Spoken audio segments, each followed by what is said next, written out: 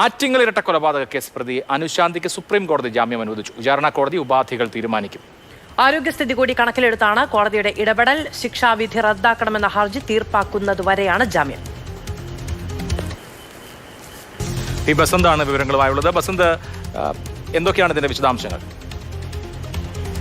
അഭിലാഷ്, ഭർത്താവിന്റെ അമ്മയെയും മകനെയും കൊന്ന കേസിലാണ് അനുശാന്തിക്ക് ഇപ്പോൾ സുപ്രീം കോടതി ജാമ്യം അനുവദിച്ചിരിക്കുന്നത്. ഇവരെ നേരത്തെ ശിക്ഷിച്ചിരുന്നു. ആറ്റിങ്ങൽ ഇരട്ടക്കൊലപാതക കേസ് എന്നാണ് ഇത് അറിയപ്പെടുന്നത്. ഈ കേസിലാണ് ഇപ്പോൾ അനുശാന്തിക്ക് ജാമ്യം ലഭിച്ചിരിക്കുന്നത്. കാമുകനും ഈ കേസിൽ ശിക്ഷിക്കപ്പെട്ട ആളാണ്. ഉപാധികൾ തീരുമാനിക്കാൻ വിചാരണ കോടതിക്ക് അനുമതി നൽകിയിട്ടുണ്ട്. ആരോഗ്യസ്ഥിതി കണക്കിലെടുത്താണ് കോടതിയെ അനുശാന്തി ഹർജിയുമായി സമീപിച്ചത്. കാഴ്ചയുമായി ബന്ധപ്പെട്ട പ്രശ്നങ്ങളുണ്ട് എന്നുള്ളതാണ് ചൂണ്ടിക്കാട്ടിയത്. ഈ അടിസ്ഥാനത്തിലാണ് ഇപ്പോൾ കോടതി ജാമ്യം നൽകിയിരിക്കുന്നത്. ശിക്ഷാവിധി റദ്ദാക്കണമെന്നൊരു ഹർജി അനുശാന്തി നേരത്തെ നൽകിയിട്ടുണ്ട്. അതിൽ തീർപ്പാകുന്നത് വരെ ജാമ്യമാണ് ഇപ്പോൾ സുപ്രീം കോടതി നൽകിയത്.